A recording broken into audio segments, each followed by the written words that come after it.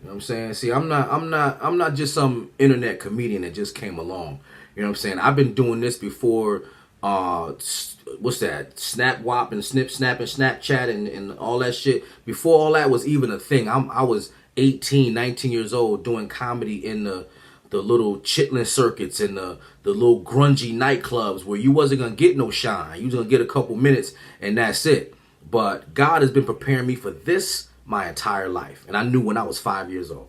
Uncle Fred about to tell you a story, so sit your asses down. So my sister, who sings really, really well, she's a very, very good singer. She would sing all the time. And my mom worked a lot of double shifts and things like that. She's a nurse, so she worked a lot of doubles and, 3 to 11s and things like that. So it left a lot of time for me and my sister to just do whatever we wanted to do. My sister would sing all kinds of songs in the mirror. Here's what it was. Me and my sister made a deal. Like, look, don't tell nobody that I'm singing and blasting music. I'll let you watch any of my VCR tapes that I got in the room, right? Now, VCR tapes are video cassette tapes. Before DVDs and all that, it was these VCR tapes. They were fat. You know what I'm saying? They were like fat VCR tapes. They like big ass cassette tapes. You put them in this thing called a VCR for the youngsters that don't know what that is. And you would watch, movies and whatever. So my sister had all kinds of movies that I wasn't supposed to be watching.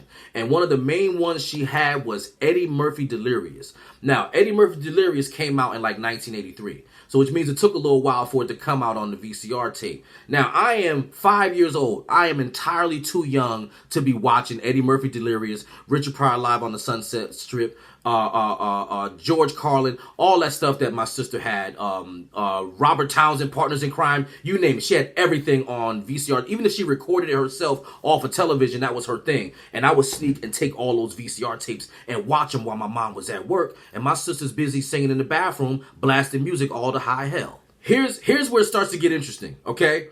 Quick side note. I have a family member, okay? I have a family member who has Tourette's syndrome, okay? A lot of y'all are probably familiar with Tourette's syndrome.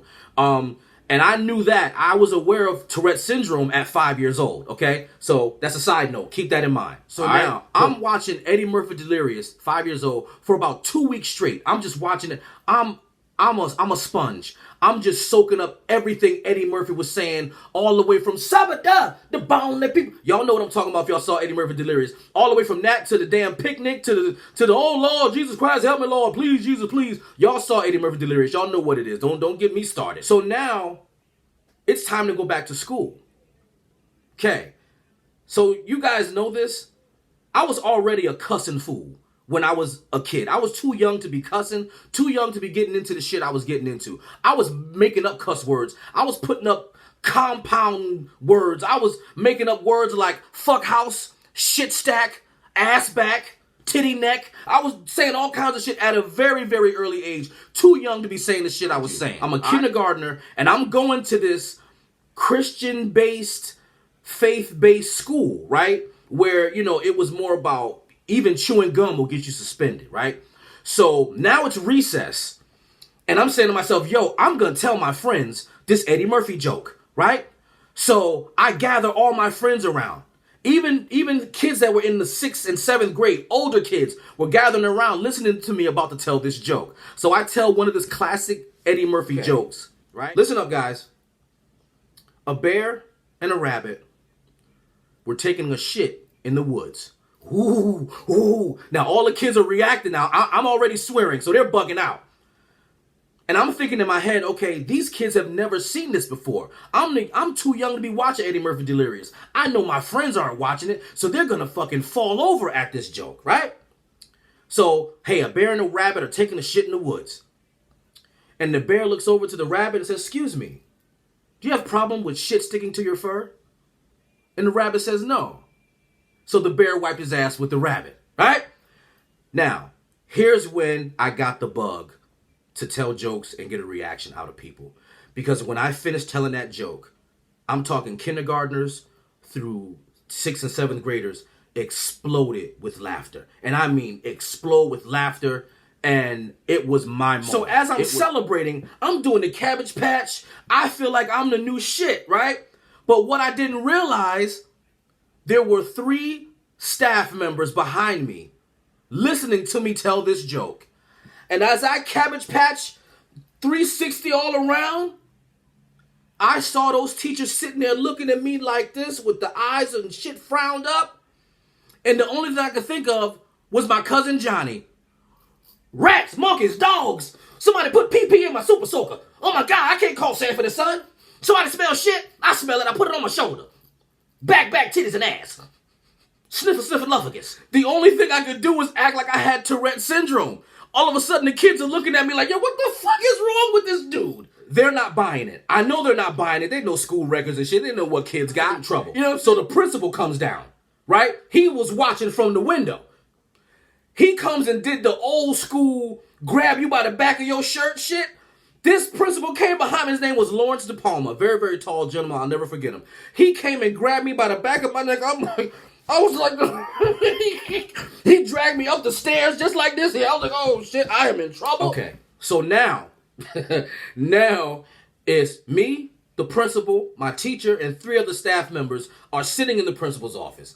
I know I'm in trouble. I'm negotiating like a motherfucker. I'm saying, listen, let's pray about this. Let's do the rosary. Let's do the Ramno Ho Regekyo. I don't know what do we do in times like this. Say I need help. Don't call my mama. Just don't call her. I'll sweep up. I will praise Jesus. We will do the huckabuck. I don't know what dances we can do. We can get a tent and have a fire and dance around and do a Indian celebration. We can do something, please. Just don't call my mama. Shit. My principal already on the phone like this here. No, we're going to have to call mom. This is a travesty. I don't understand what's going on here. Yeah, Mrs. Hall, your son is causing some problems here at the... Hello? Hello? That's all my mama needed to hear. My mama made it to that school before the principal hung up the phone. She was knocking at the door.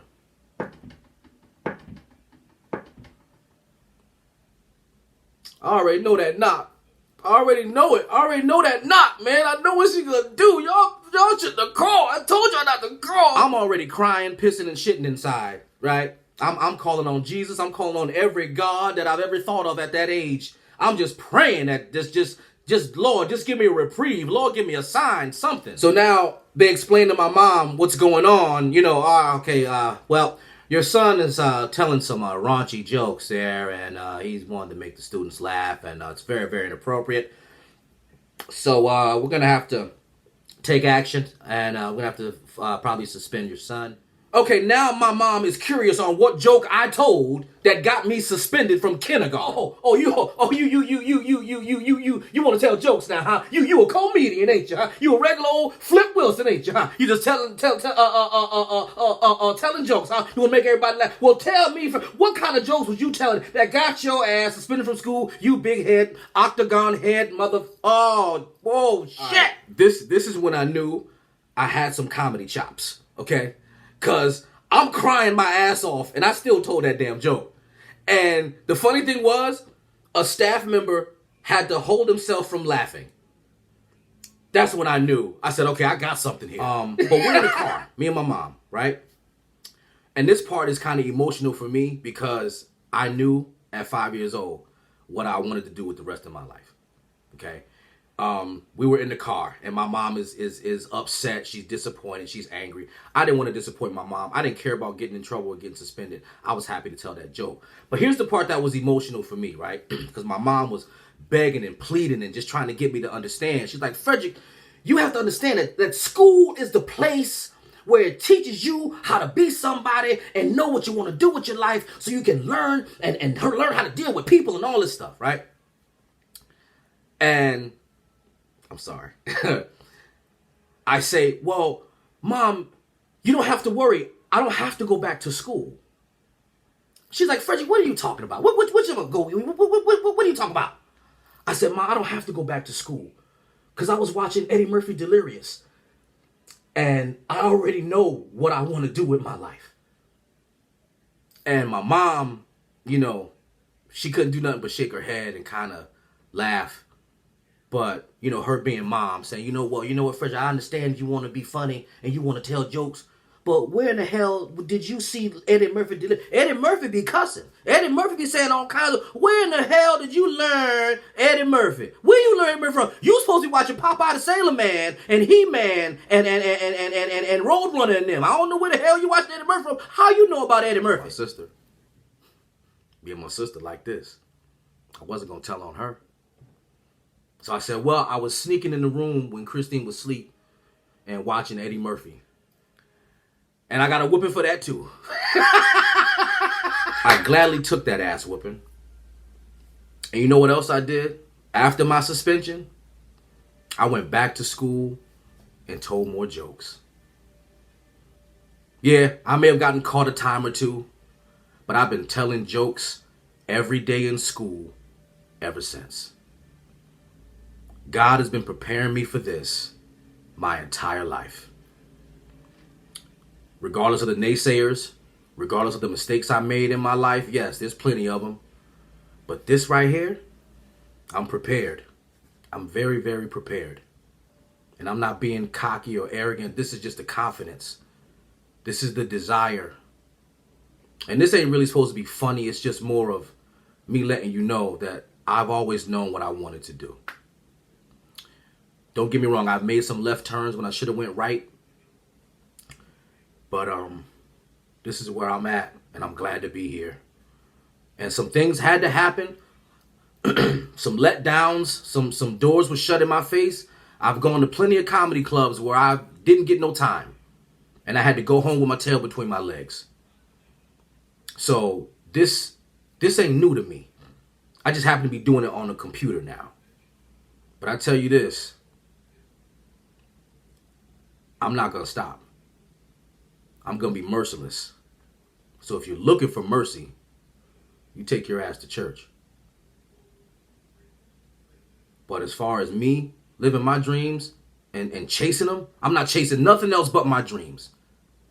I'm not chasing money, not chasing women, not chasing none of that. I'm chasing my dreams. And this may sound corny or whatever, but video after video after video, you're going to see me doing something. So get used to this big ass head. Get used to these big ass Polynesian cheekbones.